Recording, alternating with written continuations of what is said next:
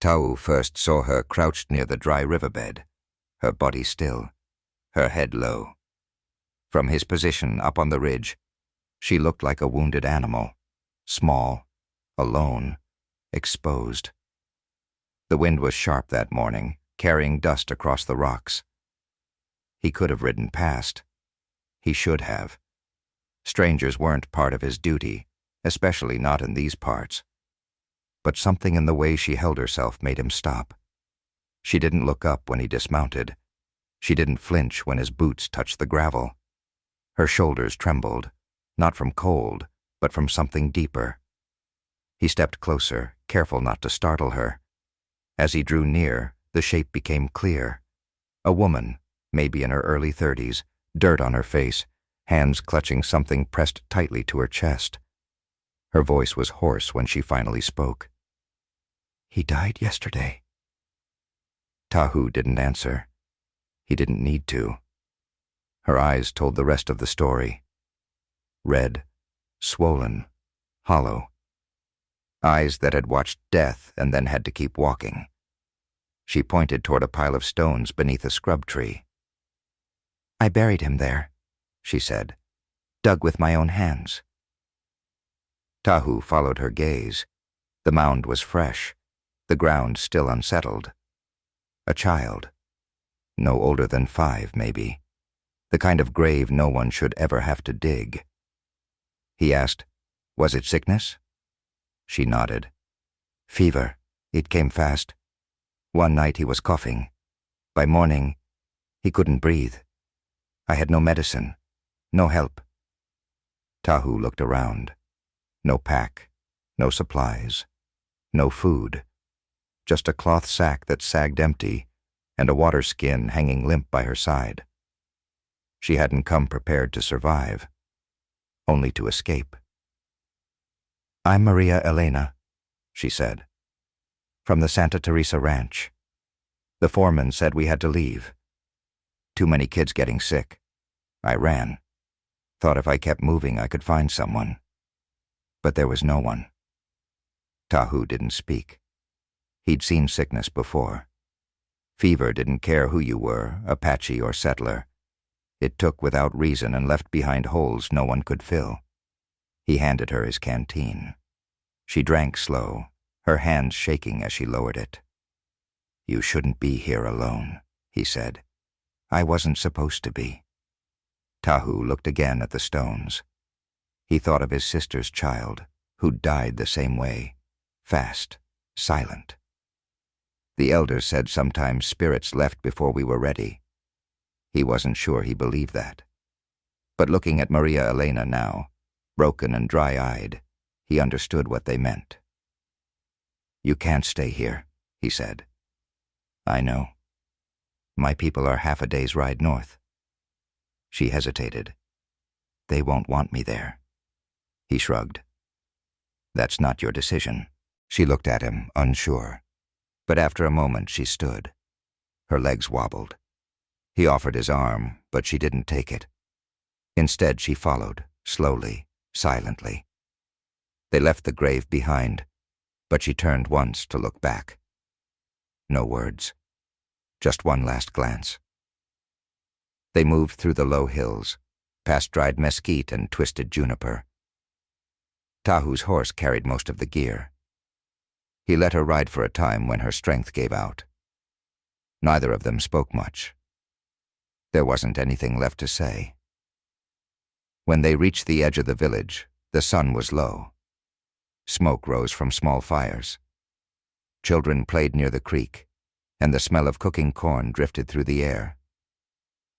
But when the people saw her, everything stopped. The children paused. The women straightened. The warriors reached for weapons they didn't raise. Eyes locked on the stranger beside Tahu. He didn't flinch. He led her through the center of the village, all eyes on them. Some whispered. Others watched in silence. Tahu walked straight to the circle where the elder usually sat. And there he was, Nish, the oldest among them, sitting beneath the old cottonwood tree, his carved staff resting beside him. Nish looked at the woman, then at Tahu. "She's not Apache," Nish said. "No," Tahu answered. "But she's grieving." Nish studied her face, not like he was judging, but as if reading something most people couldn't see. He looked at her hands, still stained with earth, at her boots, cracked and dusted from long travel, at her eyes, too tired to lie. After a long moment, Nish said, "Sit." Maria Elena lowered herself to the ground. Her body moved slow, like every joint hurt. She didn't speak. She didn't cry. She just sat, eyes fixed on the dirt beneath her. Nish spoke gently, but his voice carried weight. "In our way, tears are not weakness. They are words too heavy for the mouth. When someone cries, we listen." Maria Elena looked up. She didn't understand the words, but she understood something in the tone. She blinked once, then again. And then the tears came back, quiet, unstoppable. The village stayed silent. No one moved. No one interrupted. Nish nodded once, as if confirming something no one else could see. "Let her rest," he said. "Tomorrow we'll ask questions. Tonight we let the spirits speak." They gave her a place near the central fire, a spot reserved for those who had lost something. Not a house, not yet, but a blanket, a pot of warm food, and time. She didn't ask for anything more. That night, she didn't eat much. She sat close to the fire with the bowl in her hands, letting the steam touch her face. The women brought her clean clothes. She thanked them in Spanish, voice low, unsure. They didn't speak her language, but they nodded anyway and placed a hand on her shoulder as they left. Tahu didn't sit with her. He stayed on the outer edge of the circle, watching. He wasn't her guardian. He wasn't even sure why he'd brought her. But he knew what he'd seen out there, grief that had nowhere to go. And he knew the elders wouldn't turn their backs on a wound that deep. The next morning, she was still there, wrapped in the same blanket, eyes open. She hadn't slept.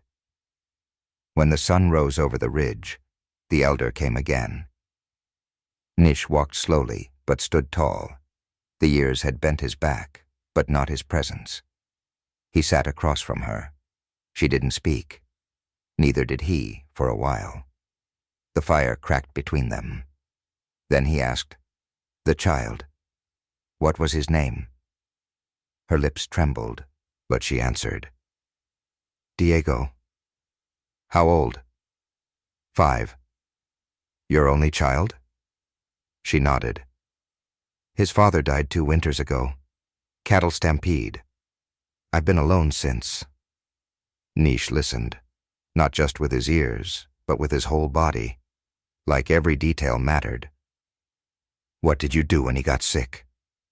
"I tried everything," she said. "I boiled roots. I gave him the last of our salt. I prayed. I begged. Nothing helped." "Did anyone try to stop you from leaving?" "No. They were all afraid. The fever scared everyone." Nish looked into the fire. Fear takes many shapes. Sometimes it wears a man's skin. She didn't reply. She didn't need to. The silence filled in the rest. "You buried him with your hands?" he asked. She nodded. "I didn't have a shovel." "That's how you earn the spirit's attention," he said. "Not with noise, with effort." Maria Elena looked down. "I didn't want to leave him." "You didn't," Nish said. "He's still here, in your hands, in your back, in your eyes." She said nothing. The tears returned, slow and silent. Nish stood. "You need food. You need sleep. But more than that, you need to be seen and heard." That day, no one asked her to work. No one handed her a task. The village moved around her, but didn't ignore her. Some of the younger children watched her from a distance, whispering, curious.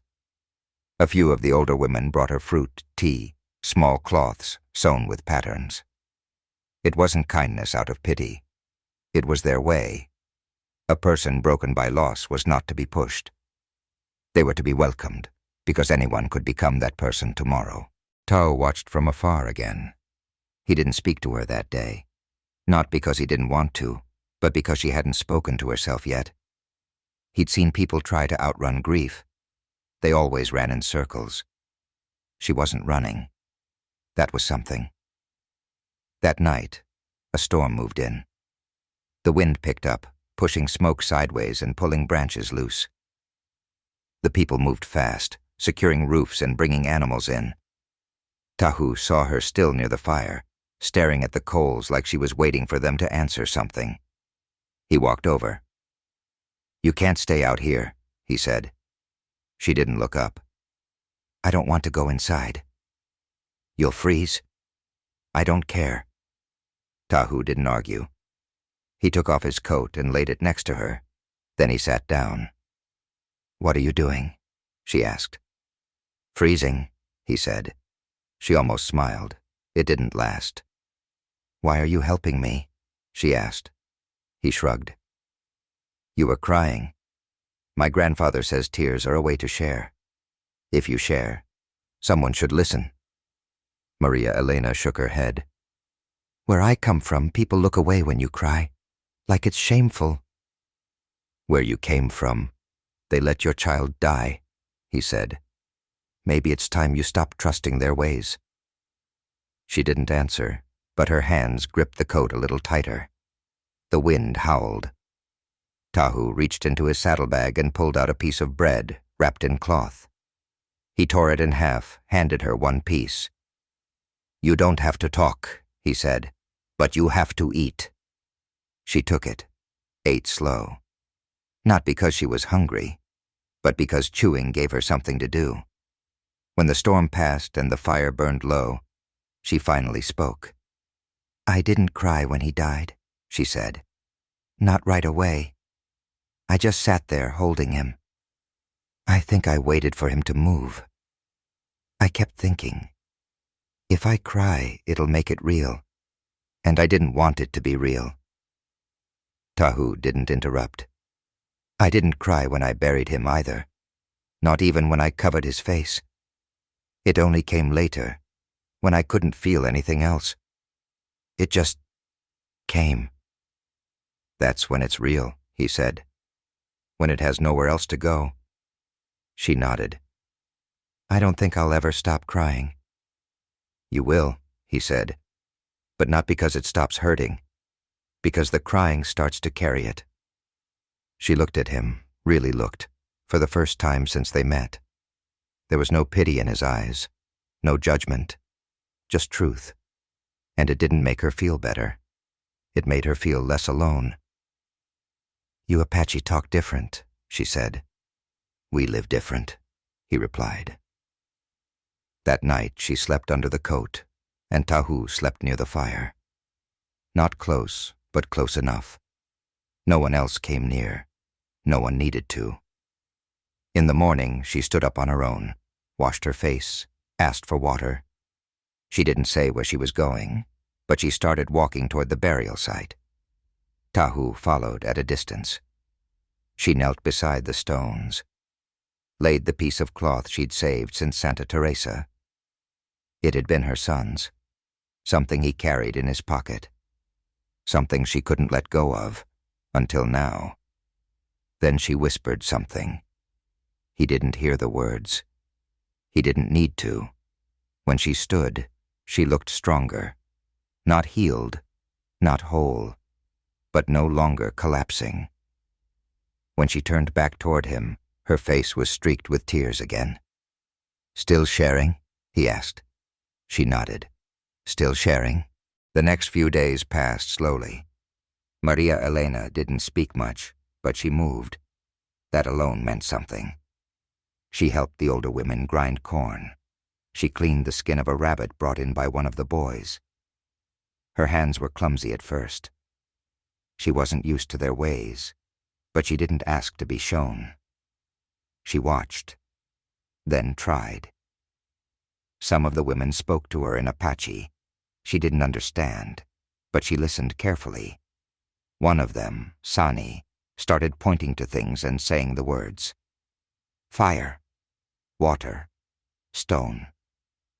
Maria Elena repeated them. It was slow, awkward, but every day she learned something new. At night, she sat by the fire again.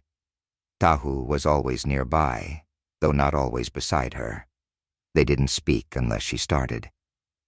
He let her choose when the silence broke. One evening, as they shared a piece of dried meat, she asked, "Were you born here?" He nodded. "I never left." "Why not?" "No reason to," he said. "Everything I need is here. Everything that matters." She thought about that, then asked, "Did you ever lose someone?" He looked into the fire before answering. "My mother, when I was 15.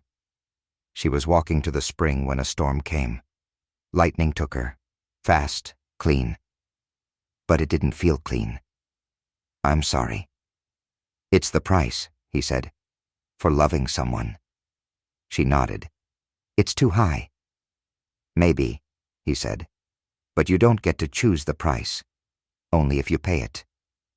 Later that night, Nish called for her. She followed him to a quiet spot near the edge of the village. The moon was high, the wind calm. "You've been here a while now," he said. "I didn't mean to stay this long. But you did, and that matters." She looked down. "I didn't know where else to go. Sometimes the place finds you, not the other way around." He studied her. "You've worked. You've listened. You've shared. That's more than many who were born here. I don't want to take anyone's place." "You didn't," he said. "But you found one anyway."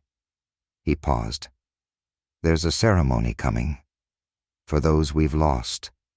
Each year we speak their names, so they don't fade." She looked unsure. "But he wasn't one of yours." "You are," he said. "And that makes him ours too." The ceremony took place 2 days later. Just after sunset, the whole village gathered around the main fire. A hush fell as Nish stepped forward. One by one, people stood and said names. Grandfathers, mothers, children. Some cried, others didn't. But every name was spoken with care. When Nish nodded to her, Maria Elena stepped forward. Her hands shook. Her voice cracked. "Diego," she said. "My son." She didn't say anything else. She didn't have to. Afterward, no one clapped. No one cheered. But many came to place a hand on her shoulder. A few whispered words she didn't understand, but she felt their meaning. That night she didn't cry.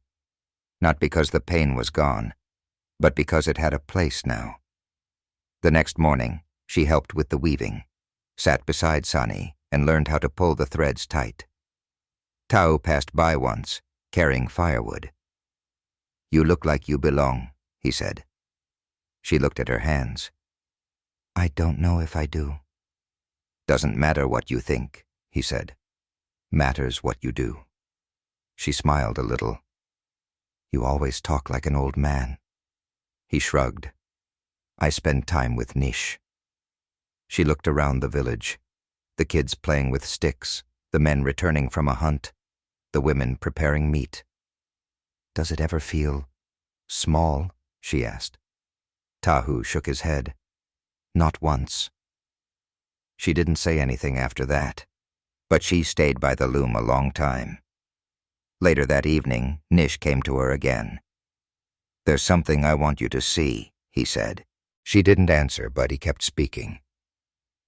"You came to us broken, but you didn't stay broken. You helped. You listened. You became part of us." "I don't know who I am anymore," she said. "Good," he replied. That means you're becoming something new. He handed her a small bundle.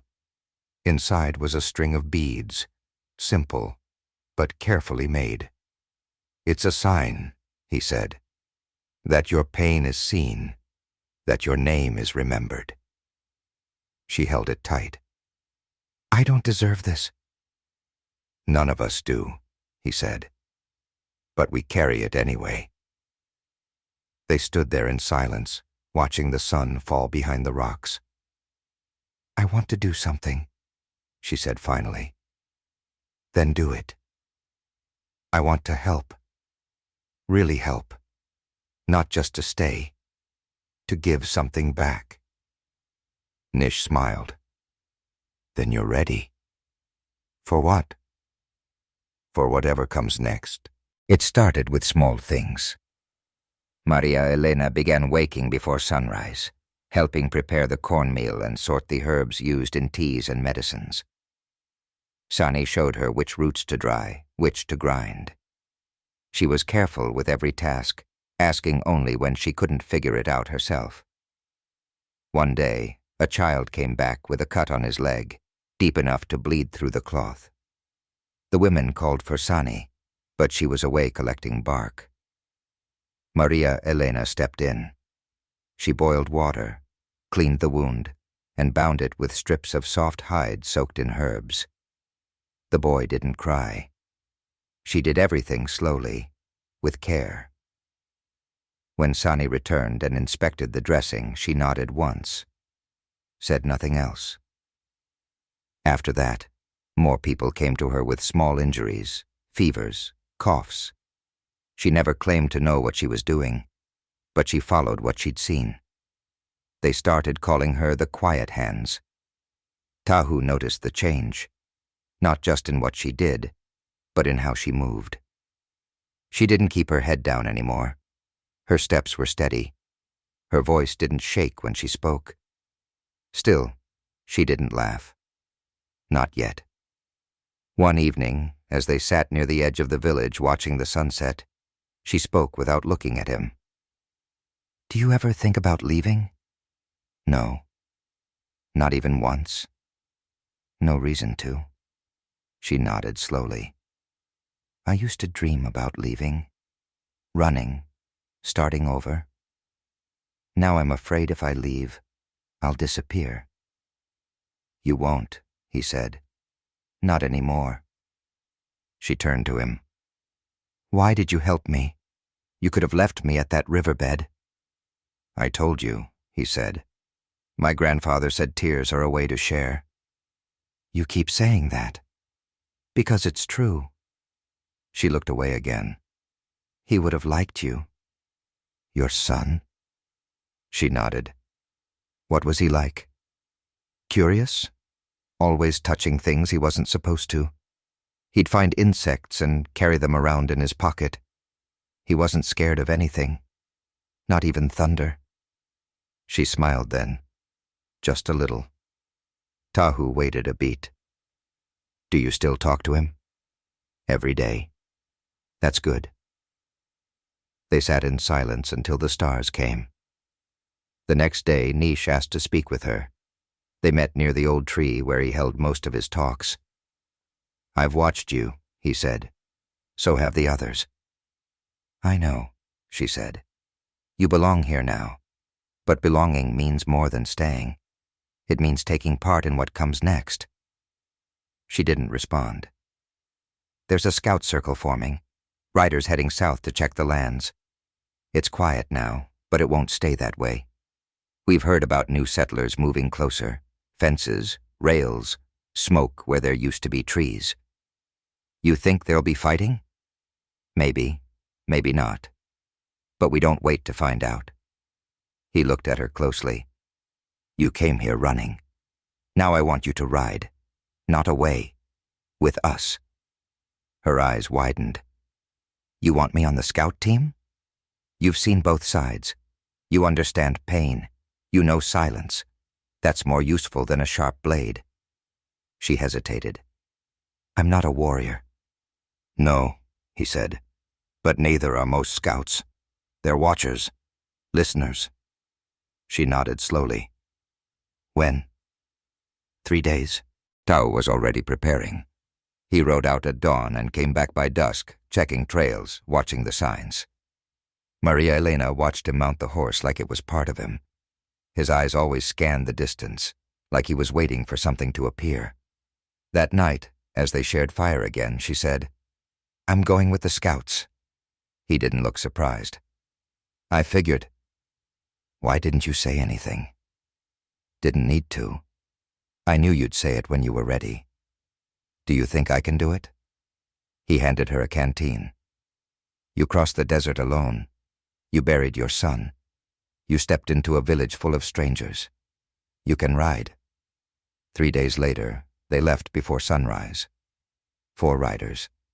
Tahu, Maria Elena, and 2 others. Kola and Mesha. The group moved quiet, single file through the dry brush. No flags, no signs, just purpose. For the first few hours, no one spoke. The silence wasn't heavy. It was focused. Tahu led the way, following paths only he seemed to see. Maria Elena rode behind him. She kept her eyes sharp, hands steady on the reins. The further they rode, the more the land changed. Softer dirt, thicker trees, cooler wind. They came across a fire pit, old, but not cold. Someone had been there recently. Tahu knelt, felt the ash. 2 days, he said. Settlers? Kola asked. Could be, Tahu answered. Or traders. Can't tell yet. They moved on. That night they camped near a stream. Maria Elena helped set up the fire. She took the first watch without being asked. Tahu stayed awake anyway, just out of habit. She didn't speak until her shift was nearly over. You still see me the way I was? She asked. No, he said. I see who you're becoming. She looked up at the stars. I think I'm scared of that. Good, he said. Means you're paying attention.